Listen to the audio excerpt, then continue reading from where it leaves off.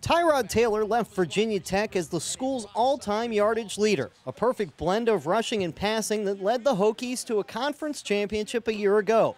But Taylor has moved up the road to Baltimore, where he is competing for the Ravens' backup quarterback job. And so moving up the Hokie depth chart is Logan Thomas, who not only has to replace Taylor, but has to live up to the billing as the second coming of Cam Newton. Tyrod Taylor was such a great player for us, but as well as he played, you know, his leadership, his character, how he handled himself around the other players in the dressing room, you know, all those things. But I think Logan's got a lot of those same qualities. He has the talent. He has the mindset. His approach is right on, and he wants to be the best quarterback out there, you know.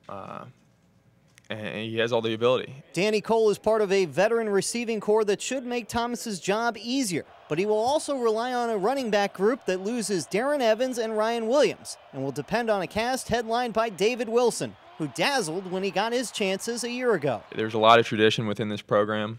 You know, when somebody leaves, there's expectation that somebody's going to fill it. You know, 2 running backs gone.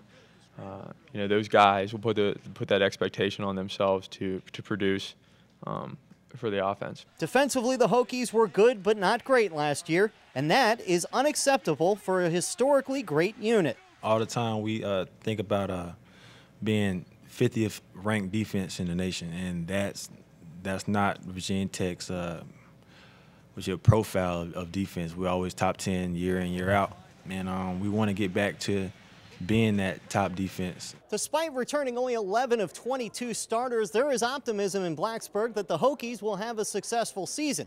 Part of the reason for that is a very easy schedule. But after losing to James Madison a year ago, no one is taking any game for granted. JMU just makes a sour taste in your mouth, and we know that we're going to play another similar team like JMU in App State beginning the season. We don't want to look past anybody, and we're not going to do that. Still, the Hokies have a very winnable non-conference schedule, and their toughest conference games are at home. So Tech should be able to make itself at home once again at the ACC title game.